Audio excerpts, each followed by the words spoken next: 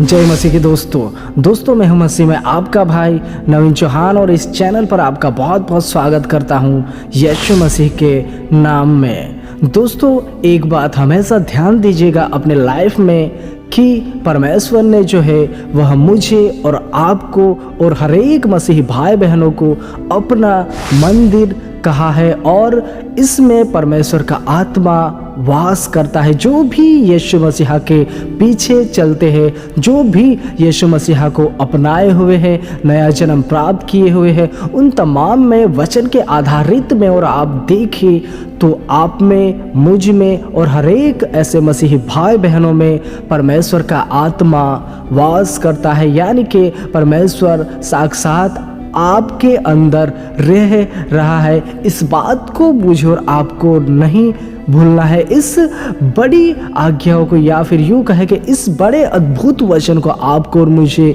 नहीं भूलना चाहिए। पहले की बात अलग थी पुराने नियमों की, परंतु इस नए नियम में जब यीशु मसीहा बलिदान हुआ और उसके बाद यीशु मसीहा ने अपने वादे के अनुसार अपने आत्मा को भेज दिया, पवित्र आत्मा को, तब से वह इस मंदिर में यानी कि आपके शरीर में, मेरे शरीर में और हर एक ऐसे पवित्र जीवन जीने वाले मसीही भाई बहनों के शरीर में वास करता है। इस बात को मुझे और आपको कभी नहीं भूलना है। और दोस्तों एक और बात कि इस बात को शैतान भी जानता है और जितना भी हो सके वह कोशिश करता है कि इस शरीर को, जिसे परमेश्वर ने अपना घर कहा है, उसे अशुद्ध करे, उसे पाप में डुबोए, उसे हर एक ऐसे संसार की चीज़ों में लिप्त करे जिससे कि यह शरीर अशुद्ध हो जाए, जिससे कि यह शरीर पापी बन जाए और जिससे कि परमेश्वर की संगति ना करने पाए। और इस योजना में शैतान जो है वह सफल भी हो जाता है। और इस वर्तमान समय में भी अगर मैं और आप देखें तो शैतान इस काम को करने के लिए आज भी जी जान लगा रहा है। वह कभी भी थकता नहीं, वह कभी भी हारता नहीं। वह गर्जने वाले सिंह की ना यही खोज में रहता है, यही ताक में रहता है कि कब किसको फाड़ खाए, यानी कि कब किसके जीवन में प्रवेश करे पाप के माध्यम से। दोस्तों इस बात को मुझे और आपको नहीं भूलना है। सबसे पहली बात तो अगर आप यह नहीं भूलते हैं कि आप जो है अगर पवित्र जीवन जी रहे हैं तो आपका जो शरीर है वह परमेश्वर का घर है, परमेश्वर का मंदिर है और परमेश्वर का आत्मा आप में रह रहा है। आपको मोल लेकर खरीदा गया है और मैं और आप खुद के नहीं हैं, हम परमेश्वर के हैं और परमेश्वर हमारे अंदर वास करता है। अगर इस बात को अगर आप पकड़े रहते हो तो शैतान आपको और मुझे कभी भी अशुद्ध यानी कि पाप में फंसाने नहीं पाता है। परंतु जब हम भूल जाते हैं वचनों को तब शैतान यह कोशिश करता है कि मुझे और आपको भटका दे, मुझे और आपको पापी बना दे और मुझे और आपको परमेश्वर से दूर कर दे। दोस्तों अक्सर यह इसीलिए होता है, यानी कि शैतान जो है वह इसीलिए अपने योजना में सफल होने पाता है क्योंकि आजकल भी अगर मैं और आप देखें तो एक मसीही व्यक्ति जो है वह एक सीरियस मसीही जीवन नहीं जीते हैं, परंतु उसका मन जो होता है वह चंचल की तरह होता है। जिधर हवा बहती है उधर उसका मन भटकता जाता है। ऐसा एक मसीही व्यक्ति का जो जीवन है वह बन चुका है, जिसके कारण शैतान जो है आज कई मसीह भाई बहनों को फंसा रहा है, खास करके ऐसे मसीह भाई बहनों को जो कि बाइबल के वचनों को सीरियस नहीं लेते, जो कि वचनों की कदर नहीं करते। यानी कि बहुत से मसीह भाई बहनों का ऐसा माइंडसेट रहता है कि वह वचनों को सिर्फ एक वचन या फिर लिखावट ही समझते हैं। जैसे कि परमेश्वर का वचन मुझे और आपको सिखाता है कि परमेश्वर ने मुझे और आपको मंदिर कहा है और परमेश्वर का आत्मा हम में बसता है, तो सिर्फ ऐसे वचनों को सिर्फ लिखावट ही समझते हैं। बहुत से मसीह भाई बहनों का माइंडसेट ऐसा भी रहता है कि उनका सिर्फ सुनना होता है और उसके बाद वह वचनों पर ज़्यादातर ध्यान नहीं देने पाते। बहुत सारे मसीही भाई बहनों का लाइफस्टाइल ऐसा रहता है, यानी कि वह वचनों की कदर ना के बराबर करते हैं। वचनों पर उनका ध्यान फोकस ही नहीं रहता है, जिसके कारण शैतान जो है ऐसे मसीही भाई बहनों के जीवन में जल्दी प्रवेश करने पाता है पाप के माध्यम से।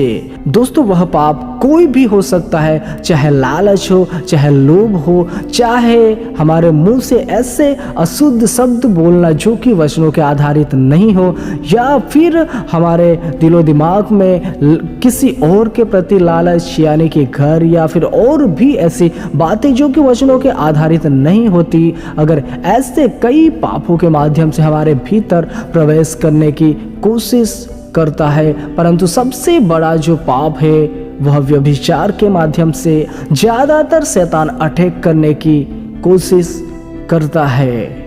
और खास करके शैतान जो है इस हथियार को ज़्यादातर उपयोग में लाता है। दोस्तों ध्यान से सुनिएगा, क्योंकि परमेश्वर जो है यही एक ऐसा पाप है जिससे सबसे ज़्यादा घृणा करता है, सबसे ज़्यादा नफरत करता है। क्योंकि वचन ही मुझे और आपको सिखाता है कि हमें व्यभिचार से बचे रहना है, सावधान रहना है। क्योंकि मनुष्य जो और पाप करता है वह शरीर के बाहर है, परंतु व्यभिचार एक ऐसा पाप है जो कि अपने शरीर के अंदर ही, शरीर का ही वह नाश कर बैठता है, अपने ही विरुद्ध में वह कार्य कर बैठता है। अगर कोई भी व्यक्ति व्यभिचार में फंस जाता है तो जो कि शैतान का एक सबसे बड़ा हथियार है, चाहे सेवक हो, चाहे पास्टर हो, चाहे आम मसीही व्यक्ति भी क्यों ना हो, उन तमाम के जीवन में खास करके इस हथियार को उपयोग में लाने की कोशिश करता है शैतान, जिससे कि उनका जीवन जो है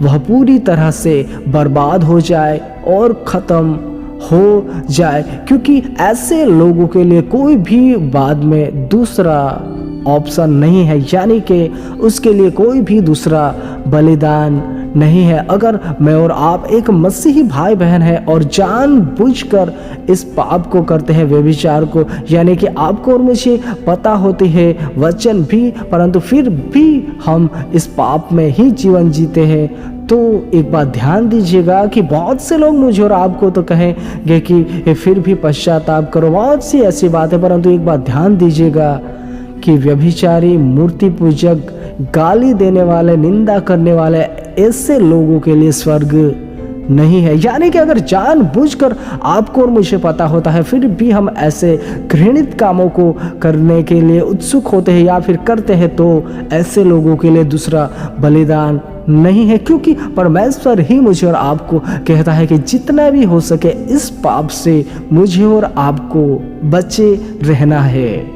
और दोस्तों यही एक हथियार ऐसा है कि जो शैतान उपयोग में लाता है। दोस्तों चाहे शादीशुदा हो या फिर जिनकी शादियां नहीं भी हो चुकी हो, उन तमाम लोगों पर इस हथियार के द्वारा शैतान जो है अटैक करने की कोशिश करता है।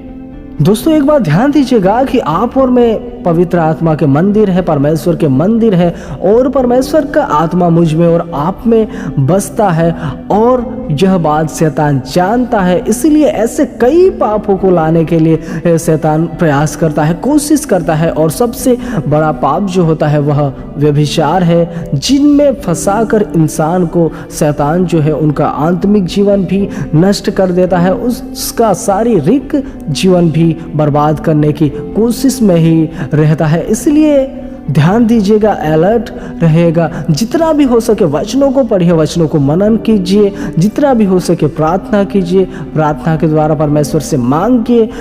जब आप दोस्तों वचन में, प्रार्थना में बढ़ते जाओगे, तब आप ऐसे पापों से बचे रहने पाओगे, चाहे उसमें कोई भी पाप क्यों ना हो, उन तमाम पापों से आप और मैं बचे रहने पाएंगे। दोस्तों बहुत से मसीह भाई बहनों का यह भी सवाल रहता है कि हम ऐसे कामों को नहीं करना चाहते, हमें पता होता है, फिर भी हमारा माइंड जो है, हमारा दिमाग जो है ऐसे नेगेटिव विचारों की ओर, ऐसे नेगेटिव सोचों की ओर जाता ही रहता है। बहुत सारे मसीह भाई बहन, चाहे उसमें शादीशुदा हो, चाहे जिनकी शादियां नहीं हुई हो, उनके भी माइंड में ऐसे कई विचार कभी कभार आते ही रहते हैं। दोस्तों, इस नेगेटिव विचार से भी दूर रहा जा सकता है। इस नेगेटिव सोच, चाहे व्यभिचारी सोच हो, चाहे अन्य कोई भी गलत सोच क्यों ना हो, उन तमाम से भी एक मसीही व्यक्ति दूर होकर एक शुद्ध पवित्र जीवन